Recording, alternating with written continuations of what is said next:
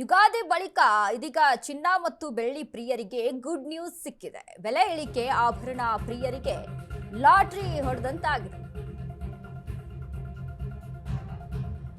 ಯುಗಾದಿ ಬಳಿಕ ಚಿನ್ನ ಬೆಳ್ಳಿ ಪ್ರಿಯರಿಗೆ ಗುಡ್ ನ್ಯೂಸ್. ಬೆಲೆ ಇಳಿಕೆ ಆಭರಣ ಪ್ರಿಯರಿಗೆ ಲಾಟರಿ. ಚಿನ್ನ ಖರೀದಿಗೆ ಒಳ್ಳೆ ಟೈಮ್, ಮಿಸ್ ಮಾಡ್ಕೋಬೇಡಿ. ದಾಖಲೆ ಪ್ರಮಾಣದ ಗೋಲ್ಡ್ ಸಿಲ್ವರ್ ದರ ಇಳಿಕೆಯನ್ನ ಕಂಡಿದೆ. 10 ಗ್ರಾಂ ಬಂಗಾರದ ಬೆಲೆ 1,40,000 ರೂಪಾಯಿ. ಯುದ್ಧದ ಎಫೆಕ್ಟ್, ಗೋಲ್ಡ್ ರೇಟ್ನಲ್ಲಿ 5% ಇಳಿಕೆ ಆಗಿದೆ. ಚಿನ್ನ ಮಾತ್ರವಲ್ಲ, ಸಿಲ್ವರ್ ದರದಲ್ಲೂ ಕೂಡ ಡೌನ್ ಫಾಲ್ ಆಗ್ತಾ ಇದೆ. ಕೆಜಿ ಬೆಳ್ಳಿ ರೇಟ್ 2,12,000 ರೂಪಾಯಿ. ಮಾರ್ಕೆಟ್ ಕ್ಲೋಸಿಂಗ್ ವೇಳೆ 20,000 ರೂಪಾಯಿ ಇಳಿಕೆಯನ್ನ ಕಂಡಿದೆ ನೋಡಿ. ಮುಂದಿನ ದಿನಗಳಲ್ಲಿ ಚಿನ್ನ ಬೆಳ್ಳಿ ಬೆಲೆ ಭಾರಿ ಡೌನ್ ಆಗುವಂತ ಸಾಧ್ಯತೆ ಇದೆ. ಯಾರು ಸಹಿತ ಊಹಿಸಿಕೊಂಡಿರಲೇ ಇಲ್ಲ ಚಿನ್ನ ಮತ್ತು ಬೆಳ್ಳಿಯಲ್ಲಿ ಈ ರೀತಿಯಾಗಿ ಇಳಿಕೆ ಕಾಣಿಸುತ್ತೆ ಅಂತ.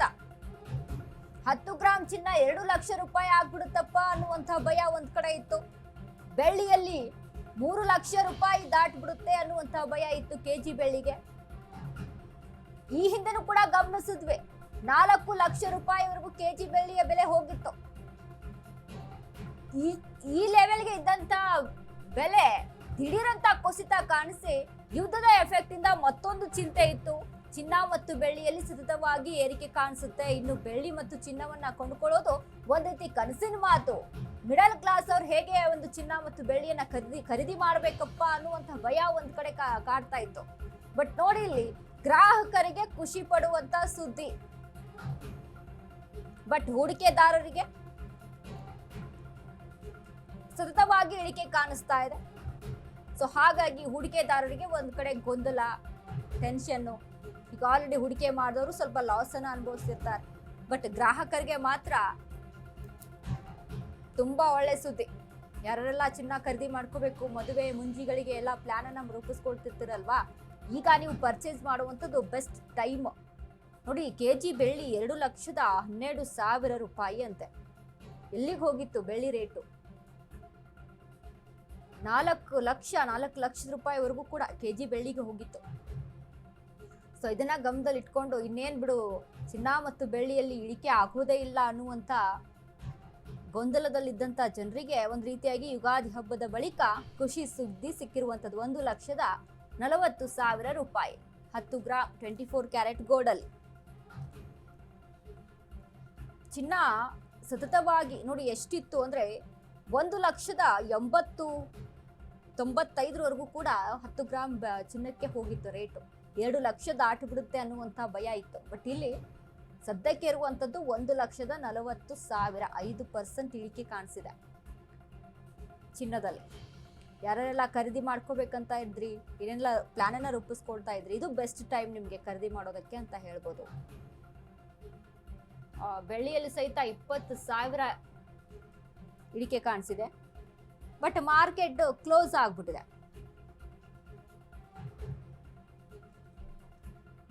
ಯಾಕಂದ್ರೆ ಗ್ರಾಹಕರು ಖುಷಿ ಪಡ್ಬೋದು, ಬಟ್ ಹೂಡಿಕೆ ಮಾಡಿರ್ತಾರಲ್ಲ, ಇನ್ವೆಸ್ಟರ್ಸ್ ಇರ್ತಾರಲ್ಲ, ಶೇರ್ ಮಾರ್ಕೆಟ್ ಅಲ್ಲಿ ಇನ್ವೆಸ್ಟ್ ಮಾಡಿದವ್ರಿಗೆ ಒಂದು ಅಂದಾಜನ್ನ ಇಟ್ಕೊಂಡು ಇನ್ವೆಸ್ಟ್ಮೆಂಟ್ ಮಾಡಿರ್ತಾರೆ. ಬಟ್ ಇಲ್ಲಿ ಸಡನ್ ಆಗಿ ಇಳಿಕೆ ಕಾಣಿಸಿರೋದ್ರಿಂದ ಅವ್ರಿಗೆ ಒಂದು ರೀತಿಯಾಗಿ ಲಾಸ್. ಬಟ್ ಈಗ ಆದಷ್ಟು ಜನ ಎಚ್ಚೆತ್ಕೊಂಡಿರ್ತಾರೆ ಅಂತ ಕಾಣಿಸುತ್ತೆ. ಯಾಕಂದ್ರೆ ಸತತವಾಗಿ ಬಂಗಾರ ಮತ್ತು ಬೆಳ್ಳಿ ಇಳಿಕೆಯನ್ನ ಕಾಣಿಸ್ತಾನೆ ಬರ್ತಾ ಇತ್ತು ನೋಡಿ. 1,60,000 ಇದ್ದಂಥದ್ದು 50ಕ್ಕೆ ಬರುತ್ತೆ, ಈಗ 1,40,000 ಬಂದ್ಬಿಟ್ಟಿದೆ. ಸೊ ಇದನ್ನ ಗಮನದಲ್ಲಿ ಇಟ್ಕೊಂಡು ಹೂಡಿಕೆ ಮಾಡೋರು ಪ್ಲಾನ್ ಅನ್ನ ರೂಪಿಸ್ಕೊಳ್ತಾರೆ. ಬಟ್ ಗ್ರಾಹಕರಿಗೆ ಅಂತ ಒಳ್ಳೆ ಸುದ್ದಿ.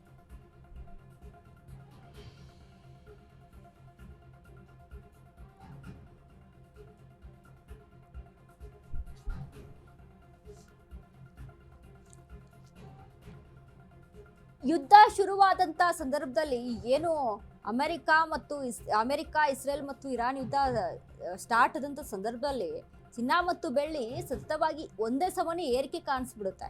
ಆಗ ಜನ ಏನಂತ ಅನ್ಕೊಂಡಿದ್ರು ಅಂತ ಅಂದ್ರೆ, ಇದೇ ರೀತಿಯಾಗಿ ಕಂಟಿನ್ಯೂಸ್ ಆಗಿ ಇನ್ನು ಏರಿಕೆ ಕಾಣಿಸುತ್ತಪ್ಪ ಚಿನ್ನ ಮತ್ತು ಬೆಳ್ಳಿ, ಬಡವರು ಚಿನ್ನ ಮತ್ತು ಬೆಳ್ಳಿಯನ್ನ ಹಾಕೊಳ್ಳೋಕೆ ಸಾಧ್ಯ ಆಗಲ್ಲ. ಅಟ್ಲೀಸ್ಟ್ ಹೋಗ್ಲಿ ಬಂಗಾರ ಅಷ್ಟು ರೇಟ್ ಇದೆ, ಚಿನ್ನನಾದ್ರೂ ಇದು ಬೆಳ್ಳಿನಾದ್ರೂ ನಾವು ಖರೀದಿಸಿ ಹಾಕೊಳ್ಳೋಣ ಅನ್ನುವಂತ ಒಂದು ಖುಷಿಯಲ್ಲಿದ್ದಂತ ಜನರಿಗೂ ಸಹಿತ ಒಂದು ಶಾಕ್ ಎದುರಾಗ್ಬಿಟ್ಟಿತ್ತು. ಯಾಕಂದ್ರೆ ಬೆಳ್ಳಿಯಲ್ಲೂ ಕೂಡ ನಿರಂತರವಾಗಿ ಹೆಚ್ಚಿಗೆ ರೇಟು ಹೆಚ್ಚಳವಾಗ್ತಾ ಇತ್ತು. ಇದನ್ನೆಲ್ಲ ಗಮನದಲ್ಲಿ ಇಟ್ಕೊಂಡು ಜನ ಟೆನ್ಷನ್ ಅಲ್ಲಿದ್ರು. ಬಟ್ ಇದೀಗ ಸದ್ಯಕ್ಕೆ ಒಂದ್ ರೀತಿಯಾಗಿ ಖುಷಿ ಪಡುವಂತ ಸುದ್ದಿ.